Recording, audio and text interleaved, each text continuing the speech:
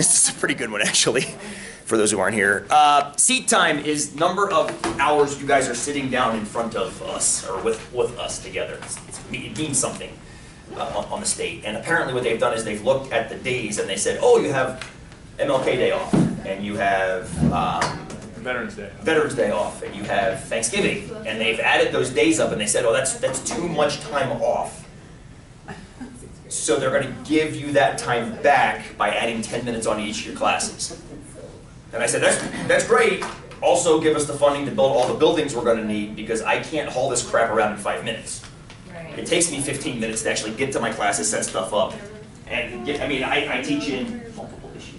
Yeah, that's fine. So they wouldn't change the schedule any, because there's No, no way that they would simply just add 10 minutes on each class. Be late. Don't worry, it won't happen because it's politicians and they can't agree on anything anyway. So don't actually worry about this actually happening. But the fact of the matter is that they think that just adding 10 minutes here and 10 minutes there and 10 minutes there and 10 equates to 2 hours somehow.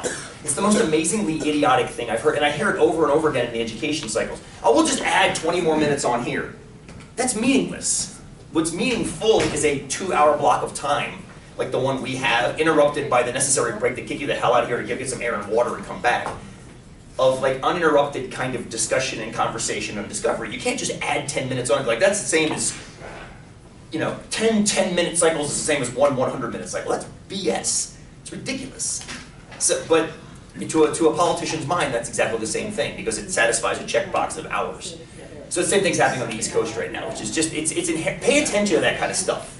This is the kind of stuff that frustrates me. And it actually goes way before like Math 243. Like this is averaging, and we're averaging. Right. So numerically the time shakes out, but upon closer inspection you realize that it's a completely asinine thought. It doesn't make any sense whatsoever. It doesn't support the quality of the No, instruction. it's quantity, not quality. Quality is not measured. It's quantity is measured. But it's easy for them to say, look what I did. I gave you more time. Checkbox. Exactly is what's going Now on. make it happen. But look I at gave you that? more time. I gave you more time. Great. Now I want to see some more A's. and look Yeah, at well, which, yeah, the measuring the immeasurables is something you guys will deal with as you go through your lives more and more. And your eyes have been open to it now, and those of you taking 244 even more. Speaking of which, you guys get your classes for next term? Linda did. Not yet. Actually, hasn't registered yet. Pat has registered. Check. Got classes. Check. Go to your classes. Check. It's not as bad as it used to be. It used to be a lot worse. There were a lot more wait lists that are starting to fall off now, which is nice. Well, it helps being like on a Oh, at the top of the food Monday chain. That's true. instead of a That's true. Thursday. Top of the food chain. It's a very, very nice place to be. I don't have anything to get back to you. I thought I was going to because stuff disappeared this weekend. I'm like, yes, Amber's going to get it all nailed and sent back. I'm not going to hope. I'm going to know it's going to get back to you by Thursday. But all your projects from last week and your quizzes and whatnot, I'm going to have those get back to you. I do have old stuff you can have if you want to grab it at break. And also, Joe's got a survey here. If you guys want to take some time to break, we'll knock this out. We'll have you introduce it. Before break, Joe, I'll have you introduce it, okay? Just because I don't know what the hell it's about. That's not you guys. This is. Writing 227? All right. So, this week, a couple quizzes. Gambler's Ruin, one of my favorites. I was writing that up last week, and I'm like, man, this is just mathematically gorgeous. It just is. It's one of those things that, like, it ties the beautiful idea of a distribution, which is probably the most important idea, I think, in this entire course, with the idea of Las Vegas, which is so damn appealing, with the idea of misinterpreting what Vegas is all about, which I think most Americans do, or at least at some level. I don't think most Americans think that they're going to go to Vegas and walk out multimillionaires, but I think they have kind of this silly, irrational belief that if I play long enough, I'll earn it. I'll earn back my money or something like that. And that's kind of what this quiz is all about. It shows you the fallacy of that belief. It's called the Gambler's Ruin for a reason. So enjoy it. There's something else up too. I remember that quiz. Driving? Triangle. Oh, Pascal's triangle, right. That's the one that gets you into those coefficients in the binomial distribution we were playing with last time. The chickens. Oh, speaking of which, we rolled the dice 4 more times on Friday. We got 4 new baby girls, I think, we hope. As I was walking down here, I saw the other statistician, Monty, up at Grandview, and I said, yeah, roll the dice again this Friday. He's like, oh no, I learned this foolproof way of sexing girls. I'm like, really?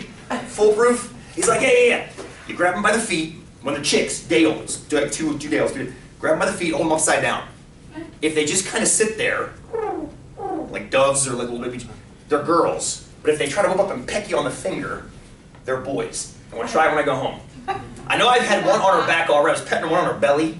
I turned her up, she was kind of like, coo, coo, coo, coo, coo, turned her belly, and I was like, okay, that's probably a girl. But based on this foolproof plan, so we're going to try it later and see what happens. I don't know. So, once again, I told the guy at the desk, I'm like, 1 in 3 chance of a rooster. He's like, huh? Different guy. It's great. I had the whole same discussion again with the new guy. He's like, wow, that's really cool. How many? I know, it's really cool. So you have 8 now? We have, well, yes, we have 4 pullets and 4 of the old ladies who are refusing to lay. So you're a violator. We're totally violator now. I guess they should really go outside. Right now they're like aquarium fish because we're in Tupperware bin. So we'll find out. Six months. Check back in with me. We'll find out how many roosters we have. How long have you had the other ones? The 4 older ones? 3.5 years. How old do chickens live? Forever. They can. I mean, I think 10, 12 years is not terribly uncommon if they're taken good care of. It's really funny, I'm driving around, you know, we live in Madison, so I've been driving around the town and I've been looking to see if anybody's got any chickens so that I could have chickens in the backyard. Mhm. And I'm seeing nobody. So. With nobody and with now chickens? that- Yeah, that you can see where there's chickens like in. Oh, you can't tell. We have chickens. I mean, we've got them in a coop. Yeah. In a run. I mean, the run's 20 feet by 6 feet. I mean, you would never know unless you were in my backyard looking past the illegal beehive to the illegal shed with the illegal chickens in it. It's just one of those things. I'm preparing for the apocalypse. Preparing for the apocalypse when the federal government shuts down. It's a military state and I can make my own eggs and honey. I want that. So, Honey lasts forever. it does. It does. I wish my beehives did. We tend to lose about 1 every 3 years, which is interesting statistics in that too. Colony collapse, depressingly interesting statistics in that one. So, anyway, so if you're buying chickens this year, hang upside down, see if you get pecked. Apparently that's true. I already had to take 2 of them back. One of them was the bully, was beating the piss out of the 3. It's like, you need to go home. That was Fern. Fern had to go back, so now you have Fern 2. And then, was it May? We brought home May. And she just sat in the bottom and kind of looked around. And then she'd get knocked over and she'd like land her side for a while, then pop back up. I'm like, May 2. We need a May 2 as well, because you're not going to make it out of infancy. So we brought her back. And we have an infirmary for these. I'm like, yeah, infirmary. It's like the reptile guy down the street. Sneaky. So, I wonder about these things. Anyway, stop wondering. So we got Fern 2, May 2, Gertrude, and what's the other one's name? Agatha? No, Agnes. Agnes, that's it, Agnes. That's my guitar player's grandmom's name. Yes, and I've got 8 different, thank God they're all different colors, so at least they will be as they grow up. So it's all apart as they run around the yard, poop on everything. Anyway, I didn't come here to tell you that.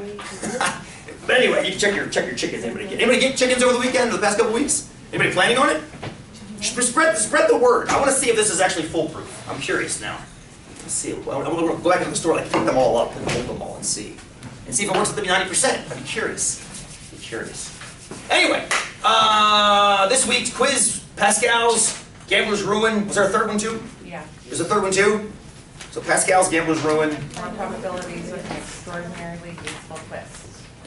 That sounds like binomial too. Give me the context of it, Marty, if you don't mind. The home sales in Delaware. Yeah. That's essentially binomial. Yeah. It's a foreclosure rate. Either it is or isn't in foreclosure. Boom. Yeah, perfect. Good. So you got a whole bunch of fun little quizzes. Do as many or as few as you want. Obviously, I'll put a few more up for next week. Nothing's due Thursday except for the Except for the quizzes. Yeah. Next project's not due until the following week. Next week. That's the false positives, false negatives. Somebody's theorem. Base. Yeah. We're not going to use it though. Yeah, If you look at the first page, I've got a snapshot of the equation at the bottom says we're not going to use this. Because it scares people off. Because I'm sure the first thing you saw, or the first thing you felt with that was a tightening of the chest. Because it's terrifying looking. It really is. So. Anyway, let's shut this down.